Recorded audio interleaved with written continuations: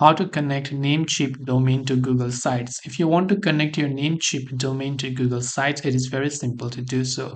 All you have to do is first of all just go to your Google Sites dashboard, and here I'm inside the editing screen. Now let's say I want to connect a domain inside this. All I have to do is just simply click on the gear icon or the settings icon that you can see on the top right hand side. From there, you'll see a couple of options, but we want to simply navigate to the one that says custom domains. From custom domains, you can see it says make your site easier to remember with a custom domain, right? So all you have to do here is just simply click on the start setup button right here. Here it says to set up a custom domain. So you can go ahead and then enter the domain right here and simply enter the name or whatever else it is that you prefer.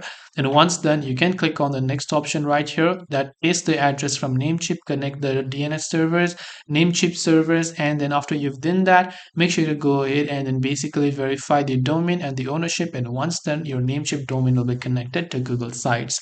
I hope that this video helped you. If you have any questions, feel free to leave them down. Thank you for watching and see you in the next video.